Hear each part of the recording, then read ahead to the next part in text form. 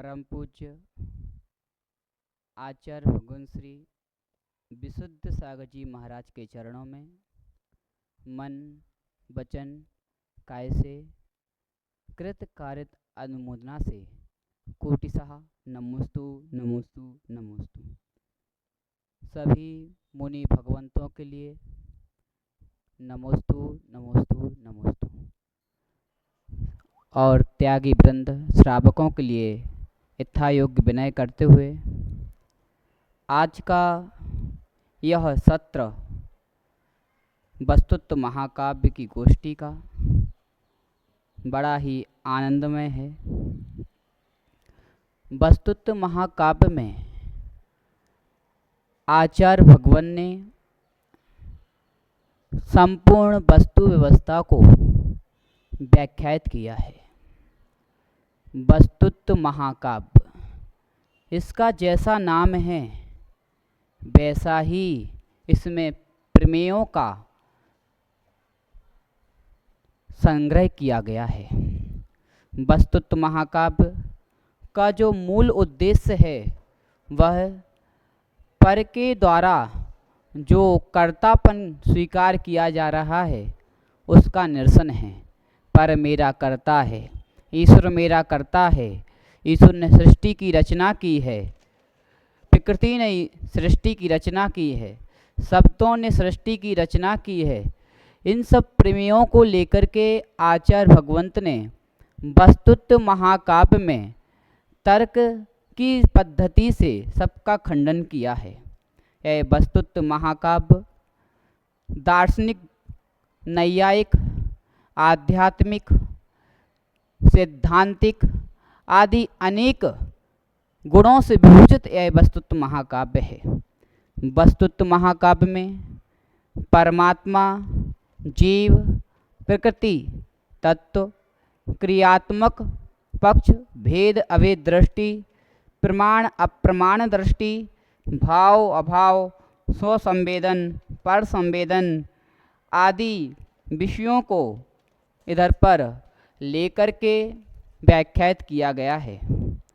वस्तुत्व महाकाव्य में आचार्य भगवंत ने पृष्ठ क्रमांक 880 और 881, 82 और 83 पर वस्तुत्व महाकाव्य रचने का उद्देश्य बताया है। जो वस्तुत्व महाकाव्य है वह वस्तु को बनाता नहीं है, वह वस्तु तत्व को व्याख्यात करता है। वस्तु तत्व कैसा है उसको मात्र बताता है। यह वस्तुत्व महाकाव्य किसी वस्तु को बनाने का कर्ता नहीं है। अनेक दार्शनिक इस भारत देश में हुए जिन्होंने अनेकों प्रकार से वस्तु तत्व का चिंतन किया है। आचार्य भगवंत ने कविताओं में अनेक दार्शनिकों की व्याख्या की। जैसे प्रथम दार्शनिक को हम देखते हैं जो ईश्वर के द्वारा सृष्टि की रचना मानते हैं, सांख्य दर्शन, नैयायिक दर्शन, जो ये मानते हैं कि जितना भी ये वस्तु दिख रही है यह सब ईश्वर के द्वारा रची गई है, ईश्वर ने इसकी रचना की है। अगर हम ईश्वर को स्वीकार नहीं करते, सृष्टि की रचना करने वाला, तो पृथ्वी, पर्वत, शरीर आदि जो कार दिख रहे हैं वे दिखते नहीं। क्यों? क्योंकि जो भी कार्य होता है उसका नियम से कोई ना कोई कर्ता अवश्य होता है, उसका नियम से कोई क्रिया अवश्य होती है, उसका करण भी नियम से होता है। परीक्षा मुक्त सूत्र में आचार्य भगवंत माणिक नंदी स्वामी महाराज ने कहा, कर्म वर्त कर्तृ करण क्रिया प्रतीते।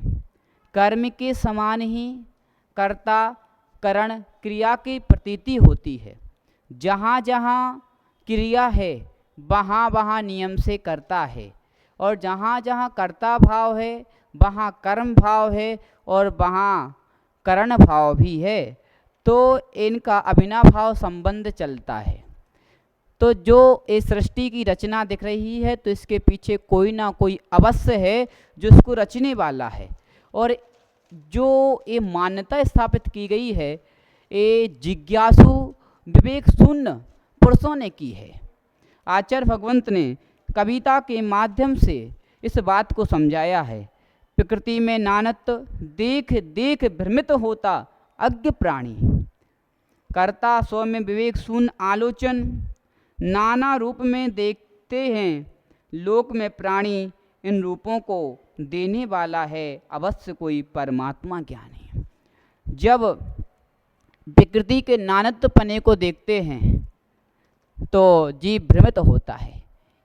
ये वस्तु ऐसी क्यों, ये वस्तु ऐसी क्यों, ये वस्तु ऐसी क्यों, ये ऐसा क्यों, ये ऐसा क्यों, ये ऐसा क्यों, ये प्रश्न जब खड़े होते हैं कब, क्यों, कैसे, क्या, ये प्रश्न खड़े होते हैं तब जीव खोज करने के लिए अग्रसर होता है।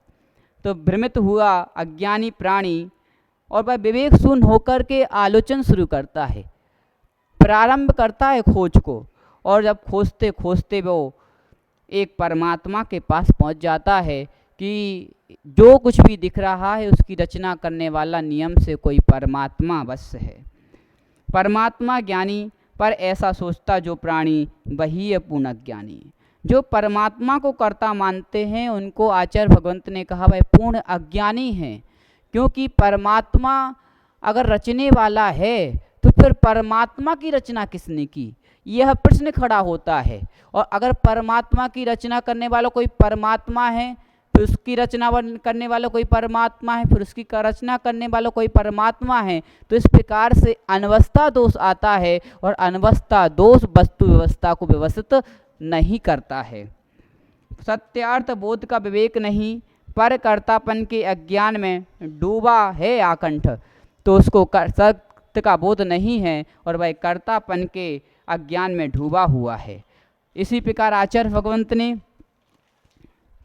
सांख्य, जो दो भेद हैं सांख्य दर्शन के, शेषर सांख्य, अनीश्वर सांख्य। सांख्य दर्शन जो प्राचीन सांख्य जिनको हम जड़ न्यायिक आदि भी कहते हैं, यानी कि प्राचीन सांख्य जो हैं वह ईश्वर को कर्ता नहीं मानते। उनका मानना है कि प्रकृति जो है वही सृष्टि की रचना करने वाली है, प्रकृति के माध्यम से ही महत आदि जो तत्व हैं वह उत्पन्न हुए हैं। जब ऐसा वो मानते हैं तो उनकी एक और प्रतिज्ञा है कि प्रत्येक वस्तु नित्य है, संपूर्ण पदार्थ नित्य हैं, संपूर्ण तत्व नित्य हैं। जब संपूर्ण तत्व नित्य हैं तो महत आदि कार्य उत्पन्न कैसे हो सकते हैं, प्रकृति उनको उत्पन्न कैसे कर सकती है, क्योंकि जब पहले से ही कार्य है, सब कुछ पहले से ही है, तो फिर उत्पन्न होने का विकल्प ही नहीं होता। जिसको आचार्य भगवंत समंतभद्र स्वामी महाराज ने आपती मानसा में कहा, नित्य एकांत पक्षेपी विक्रियानुपद्धते प्रागेव कारका भावा को प्रमाणम को तत्फलम। नित्य एकांत पक्षेपी, नित्य एकांत पक्ष में विक्रियानुपद्धते, विक्रिया की उत्पत्ति नहीं होती है, कोई भी क्रिया नहीं होती है। जहाँ क्रिया हो रही है वहाँ नित्यता बनती ही नहीं, वहाँ अनित्यता का प्रसंग आता है। और सांख्य दर्शन नित्यवादी दर्शन है, और वह कार्य को अगर स्वीकार करता है तो वहाँ पर उसकी प्रतिज्ञा की हानि होती है, और प्रतिज्ञा की जिसकी हानि हो जाती है उस पर जीवों पर का विश्वास नहीं होता है, आश्वास नहीं होता है, वह पूर्ण सत्य नहीं होता है। इसलिए आचार्य महाराज ने कहा कि जो सृष्टि की रचना प्रकृति ने की है वह मान्यता गलत है, गलत है, गलत है। हमारे देश में भर्तृहरि जी हुए जिन्होंने शब्द स्फोट का व्याख्यान किया। उन्होंने कहा कि यह जितना भी वस्तु तत्व दिख रहा है वह शब्दों के माध्यम से उत्पन्न हुआ है, ऐसा उन्होंने कथन किया। इस कथन का आचार्य महाराज ने बड़े ही माधुर्यमयी शब्दों में खंडन किया है, जो कि हमें अनुसरणीय अनुकरणीय है। आचार्य भगवंत कहते हैं, वस्तु में नहीं होगा परिणमन, वस्तु तो जैसी सनातन वैसी ही परिणत होती है, वैसी परिणत भावी काल में भी काव्य रचना से नहीं हुई कोई नवीन वस्तु की रचना। इधर पर जैसे ही कहा काव्य रचना से नहीं हुई कोई वस्तु की रचना, तो जो भर्तृहरि जी हैं जो ये मानते हैं कि शब्दों ने ही सारी सृष्टि की रचना की है, तो ऐसे जो काव्य बनता है तो वह शब्दों से बनता है, और शब्द जो काव्य है वह कभी भी सृष्टि की रचना नहीं कर सकता, वस्तु की रचना नहीं कर सकता है। इस प्रकार से आचार्य भगवंत ने शब्द स्फोटवादी का खंडन किया। और जब कविता हम पृष्ठ क्रमांक 83 पर देखते हैं तो आचार्य भगवंत बड़ी ही सुंदर कविता कहते हैं, जो होता त्रैकालिक सनातन उसका कोई कर्ता हर्ता रक्षक नहीं। यदि परमात्मा कर्ता वस्तु का सृष्टि का, तब वस्तु सृष्टि सनातन नहीं। यदि सनातन है तो परमात्मा कर्ता नहीं। इधर पर बड़े ही मार्मिक शब्दों में कहा कि जो त्रैकालिक होता है वह सनातन होता है, और जो सनातन होता है ना वह उत्पन्न होता है ना वह व्यय को प्राप्त होता है, वह तो ध्रुव भाव को सदा प्राप्त रहता है। और सृष्टि का कर्ता हर्ता रक्षक कोई नहीं है, क्योंकि जब सनातन है तो सनातन के लिए कर्ता की आवश्यकता नहीं है, जब सनातन है तो हर्ता की आवश्यकता नहीं है, सनातन है तो रक्षक की भी आवश्यकता नहीं है। यदि परमात्मा कर्ता वस्तु का सृष्टि का, यदि हम परमात्मा को कर्ता मानते हैं वस्तु का सृष्टि का, तो आचार्य भगवंत कहते हैं तो सृष्टि जो है वह सनातन नहीं हुई। जब सृष्टि सनातन नहीं हुई तो परमात्मा भी उस सृष्टि का अंग है, तो वह भी सनातन नहीं होगा। इस प्रकार हम स्वीकार करते हैं तो कभी भी सृष्टि की उत्पत्ति नहीं बन पाएगी, व्यय नहीं बन पाएगा और रक्षा करने वाला नहीं बन पाएगा। इसलिए हमें यह स्वीकार करना चाहिए कि सृष्टि की रचना करने वाला कोई नहीं है, ये वस्तु व्यवस्था तो सनातन है, त्रैकालिक है। यदि सनातन है तो परमात्मा कर्ता नहीं, और यदि वस्तु व्यवस्था सनातन है, सृष्टि सनातन है, तो फिर परमात्मा को कर्ता कहने की क्यों हम विपर्यास करें, क्यों अपनी बुद्धि को परेशान करें, क्यों अपने ज्ञान के संयोजन को विपरीतता में ले जाएं। क्योंकि आचार्य भगवंत ने बड़े ही मार्मिक शब्दों में एक और बात कही कि वस्तु का विपर्यास होता नहीं, कभी भी वस्तु का विपर्यास नहीं होता। जितना भी विपर्यास हो रहा है, जितना भी विपर्यास देश विदेश भूत भविष्य वर्तमान में किया गया है, किया जा रहा है, होगा आगे, वह सब वस्तु में नहीं होगा, वह सब होगा पुरुष की बुद्धि में। पुरुष की बुद्धि में ही विपर्यास होता है। जिसका जितना संयुक्तम होता है वह वस्तु तत्व को उतना ही देखता है और उतना ही देख करके वह उसको पूर्ण कह देता है। ये अज्ञानता है। वस्तु व्यवस्था व्यवस्थित है, जैसी है वैसी ही है। हम नाना विचार उस पर कर सकते हैं, परंतु हमारे विचारों से कभी भी सृष्टि की रचना नहीं हो गई। इसलिए अपने विचारों से वस्तु तत्व को व्याख्यात ना करें, जैसी वस्तु व्यवस्था है उसको तद रूप ही व्याख्यात करें, तो हमारा सम्यक दर्शन दृढ़ होगा, हमारा संसार मार्ग छूट करके मुक्ति मार्ग को प्राप्त कराने में कारण बनेगा। आचार्य भगवंत ने ज्ञान ज्ञेय के संबंध में भी अनेक प्रकार के तत्व कहे हैं। जैन दर्शन ज्ञान ज्ञेय को एक भी मानता है, अनेक रूप भी स्वीकार करता है, अविनाभाव संबंध स्वीकार करता है, संश्लेष संबंध स्वीकार करता है, श्रद्धा श्रद्धेय संबंध स्वीकार करता है, परिणाम परिणामी संबंध स्वीकार करता है, अनेक संबंधों को स्वीकार करता है। और जितने भी संबंध हैं वह उपचरित असद्भूत व्यवहार न से बनते हैं।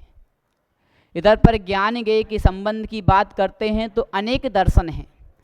जैसे बौद्ध दर्शन में विज्ञान अद्वैतवादी है। विज्ञान अद्वैतवादी बाह्य पदार्थ को स्वीकार नहीं करते। उनका मानना है प्रत्येक वस्तु ज्ञान रूप ही है, ज्ञेय रूप कोई भी वस्तु है ही नहीं।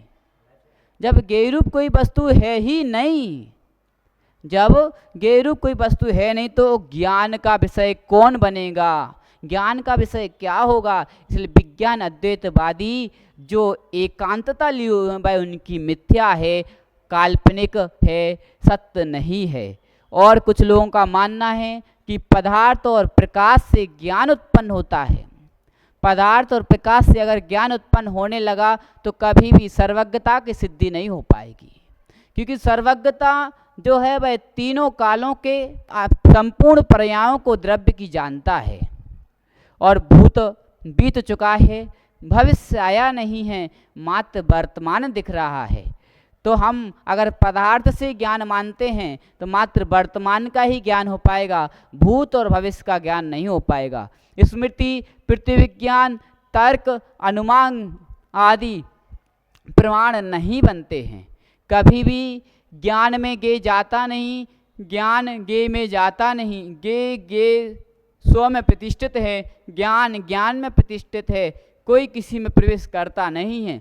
परंतु निश्चय दृष्टि से देखते हैं तो ज्ञान ज्ञान है, गे है। व्यवहार दृष्टि से देखते हैं तब एक कथन आता है कि ज्ञान में गे का प्रतिबिंब पड़ा, तब जानन क्रिया ज्ञान ने की है। यह भी हमें जानना चाहिए। ज्ञेयों ने ज्ञाता को स्वयं को सौंपा नहीं, स्वयं गे भी ज्ञान में गया नहीं। गे तो गे रहा, ज्ञान ज्ञाता ज्ञाता ही रहा। गे कभी नहीं कहता कि ज्ञान मुझे तुम देखो, मुझे तुम जानो, और गे भी ज्ञान में गया नहीं, और गे कभी ज्ञान में जाता नहीं है। ये ज्ञान की सशक्त शक्ति है, ज्ञान की ऐसी शक्ति है कि भाई अपने आप ज्ञेयों को जानने लगता है, उसको जानने के लिए कहीं जाने की जरूरत नहीं पड़ती है। इस प्रकार से अनेक दार्शनिक पक्षों को आचार्य भगवंत ने वस्तुत्व महाकाव्य में व्याख्यात किया है। आचार्य भगवंत वस्तु के भाव एकांत अभाव एकांत को भी विषय बनाते हुए कहते हैं कि ना वस्तु भाव एकांत रूप है, ना भाव रूप है, ना वस्तु है भावाभाव एकांत। जो जानता अनेकांत धर्म, वही है जगत का परमार्थ। सत्य रखता जो द्वेष, वही है सो पर का मित्र। इधर पर भाव एकांत अभाव एकांत की चर्चा की। भाव एकांत जो है वह वस्तु को सत्य रूप ही मानता है, अस्थि रूप ही मानता है, सामान्य भाषा में कहें तो है रूप ही मानता है। उनकी डिक्शनरी में, उनके शब्द कोश में नहीं है, शब्द नहीं है। तो आचार्य भगवंत ने कहा कि वस्तु भाव अभाव रूप है, पूर्ण रूप से भाव रूप नहीं है, पूर्ण रूप से अभाव रूप नहीं है। अगर हम पूर्ण रूप से भाव रूप मान लेते हैं तो चार प्रकार के अभाव होते हैं: प्राग भाव, प्रध्वंसा भाव, अन्योन्या भाव, अत्यंत भाव। अगर पूर्ण रूप से सर्वथा भाव रूप ही माना तो प्राग भाव नहीं बन पाएगा। प्राग भाव एक काल और दूसरे कालों में भेद करता है, पर्यायों में भेद करता है। जो पर्याय बीत चुकी है और जो पर्याय वर्तमान में है, उन दोनों में भेद है, ये प्राग भाव बताता है। और अगर प्राग भाव को स्वीकार नहीं करेंगे तो भूत और वर्तमान की पर्याय एक हो जाएगी, और जो वर्तमान की पर्याय है वह अनादि से हो जाएगी। और जब हम प्रध्वंसा भाव को देखते हैं, प्रध्वंसा भाव को स्वीकार नहीं करते हैं, तो जो आने वाली पर्याय हैं वह भी वर्तमान के पर्याय ही जैसी रहेंगी, यानी कि जो वर्तमान की पर्याय है वह अनंतता को प्राप्त हो जाएगी। इस प्रकार अनादि अनंत पर्याय सिद्ध हो जाएगी, फिर किसी वस्तु में परमन होगा नहीं। और अन्योन्या भाव हम स्वीकार करते हैं, और जो भाव एकांतवादी अन्योन्या भाव को स्वीकार अगर नहीं करते तो प्रत्येक वस्तु सर्वात्मक हो जाएगी, लोक व्यवहार का अभाव हो जाएगा, सब एक रूप हो जाएगा। कोई सेवफल केला आदि में भेद नहीं कर पाएगा, सब एकत्र रूप देखेगा। इसलिए अन्योन्या भाव भी स्वीकार करना चाहिए। अत्यंता भाव जो है वह द्रव्य में अभाव करता है। जीव द्रव्य का पुद्गल द्रव्य में अभाव है, पुद्गल द्रव्य का धर्म अधर्म आकाश काल आदि द्रव्य में अभाव है। अगर अत्यंता भाव को स्वीकार नहीं करते तो द्रव्य सारे एक हो जाएंगे, और सारे द्रव्य एक हो जाएंगे, साथ में उनका कथन भी नहीं होगा। इसलिए सर्वथा वस्तु भाव एकांत रूप नहीं है, और सर्वथा वस्तु अभाव एकांत रूप भी नहीं है। क्योंकि बौद्ध दर्शन में शून्य अद्वैतवादी भी हैं, तत्व उपलब्धवादी एक दर्शन है जो तत्व को स्वीकार नहीं करता, तत्व का अभाव स्वीकार करता है। शून्य अद्वैतवादी तत्व को स्वीकार ही नहीं करते हैं। तो अगर हम पूर्ण रूप से अभाव एकांत मानते हैं तो जो हमें दृष्टिगोचर हो रहा है वह सब क्या है? तो ये प्रश्न से करते हैं तो वो उपचार कह देते हैं, माया कह देते हैं। ऐसा प्रतीत होता है कि वह स्वयं ही माया में घूम रहे हैं। इस प्रकार अनेक प्रसंगों को लेकर के वस्तुत्व महाकाव्य ने कार ने बड़े ही रोमांचक शैली में अनेक तत्वों का अन्वेषण करते हुए अपनी बात को रखा है। वस्तुत्व महाकाव्य में द्रव्यत्व, प्रमेयत्व आदि जो 10 गुण सामान्य हैं उनका भी व्याख्यान किया है। नैयायिक दर्शन, वैशेषिक दर्शन गुण गुणी में भेद स्वीकार करता है। अग्नि में उष्णता जो है वह उससे भिन्न है, ऐसा वो स्वीकार करते हैं। जल में शीतलता जो है वह उससे भिन्न है, ऐसा वो स्वीकार करते हैं। जीव में ज्ञान दर्शन है, ज्ञान दर्शन अलग है, जीव द्रव्य अलग है। जब दोनों अलग अलग हैं तो दोनों की सत्ता अलग अलग स्वीकार करते हैं, फिर वो एक समवाय नाम के द्रव्य से दोनों को मिलाते हैं और समवाय नाम के द्रव्य से मिला करके फिर उनके हम लक्षण को सिद्ध करते हैं। तो आचार्य भगवंत कहते हैं कि यह सत्य नहीं है। शब्द लक्षण प्रयोजन की अपेक्षा से हम देखते हैं तो गुण गुणी में भेद बनता है। जब हम प्रदेश दृष्टि से देखते हैं तो गुण गुणी में कोई भेद नहीं है। जीव की पहचान ही ज्ञान दर्शन से है, जल की पहचान ही उसकी शीतलता से है और अग्नि की पहचान उसकी उष्णता से है। अगर हम भेद स्वीकार कर ले तो जल की पहचान नहीं हो पाएगी, अग्नि की पहचान नहीं हो पाएगी, जीव की पहचान नहीं हो पाएगी, ना कोई पर्याय की पहचान हो पाएगी, ना कोई द्रव्य की पहचान हो पाएगी। तो वस्तुत्व महाकाव्यकार ने कहा वस्तु वस्तुत्व स्वभावी, वस्तु सुन वस्तुत्व का अस्तित्व कहाँ। वस्तु वस्तुत्व स्वभावी है, वस्तु और वस्तुत्व जो है वह अविनाभाव संबंध है, वह हमेशा साथ में रहता है। अगर वस्तु शून्य वस्तुत्व का अस्तित्व कहाँ, अगर वस्तु को और वस्तुत्व को हम भिन्न भिन्न मानते हैं तो वस्तुत्व कहाँ रहेगा और वस्तु का पहचान कैसे होगी, तो ये सब बनता नहीं है। इसलिए वस्तु का वस्तुत्व और वस्तु दोनों अविनाभाव होते हैं। जहाँ जहाँ वस्तु है वहाँ वहाँ वस्तुत्व है, जहाँ जहाँ वस्तुत्व है वहाँ वहाँ वस्तु है। वस्तु आधार वस्तुत्व आधे, आधार आधे संबंध की दृष्टि से देखते हैं तो द्रव्य आधार है, द्रव्य आधार है और उसमें जो गुण पर्याय हैं वह आधे रूप हैं और आधार आधे जो संबंध है वह तादात्म्य संबंध है, अविनाभाव संबंध है, संश्लेष संबंध रूप नहीं है और ना अनात्मभूत तादाद ना अनात्मभूत संबंध है। वस्तु धर्मी वस्तुत्व धर्म, वस्तु जो है वो धर्मी है, वस्तुत्व धर्म है और धर्म धर्मी एकत्वभूत अविनाभाव स्वभाव।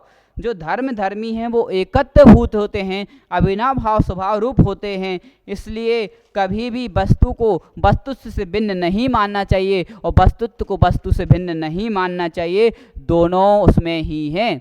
अभेदवादी दर्शन है, अभेदवादी दर्शन कहता है जो गुण है वही द्रव्य है, द्रव्य ही गुण है। इस प्रकार अगर हम कहते हैं तो हम गुणों को अनंत रूप नहीं देख पाएंगे। जैसे कि एक सेवफल हमारे सामने है, सेवफल में स्पर्श रस गंध वर्ण है, अनेक धर्म उसके अंदर हैं। यदि हम गुण को ही वस्तु मानते हैं और वस्तु को ही गुण मानते हैं तो जो गुण अनेक रूप थे वो अनेक रूप नहीं बन पाएंगे और अनेक रूप नहीं बन पाने से फिर वस्तु अनंतात्मक नहीं ठहरेगी, एकात्मक ठहरेगी, जिससे वस्तु व्यवस्था में अर्थ क्रियाकारित्व में विकल्प खड़े हो जाएंगे, यानी कि वस्तु अनेक रूप अर्थ क्रियाकारित्व को नहीं कर पाएगी। इस प्रकार वस्तुत्व महाकाव्य में आचार्य भगवंत ने कदम कदम पग पग पर अनेक दार्शनिकों का खंडन करते हुए सृष्टि की वस्तु व्यवस्था को व्याख्यात करते हुए सत्य की प्रूपणा की है। वस्तुत्व महाकाव्य व्यापक महाकाव्य है। जितने भी और महाकाव्य लिखे गए हैं उनका ऐसा नाम नहीं है, ना उन्होंने इन विषयों को लिया है, क्योंकि वस्तुत्व शब्द ही स्वयं कहता है कि मैं लोकाकाश का भी वर्णन करने वाला हूँ और मैं अलोकाकाश का भी वर्णन करने वाला हूँ। जीव धर्म अधर्म आकाश काल पुद्गल ये 6 द्रव्य हैं और 6 द्रव्यों का व्याख्यान इस वस्तुत्व महाकाव्य में पाया जाता है। इसलिए वस्तुत्व महाकाव्य व्यापक महाकाव्य की श्रेणी में आता है। इसका जैसा नाम है वैसा ही इसमें प्रमेय भरे हुए हैं। इसलिए प्रत्येक प्राणियों को जो हित चाहते हैं उन्हें वस्तुत्व महाकाव्य का अध्ययन करके अपने बुद्धि के विपर्यासों को ठीक करना चाहिए, अपनी कुबुद्धि को सुबुद्धि बना करके रत्नात्रय की आराधना करके निर्वाण को प्राप्त करना चाहिए। यही मंगल भावना परम पूज्य आचार्य गुरु श्री विशुद्ध सागर जी महाराज की जय।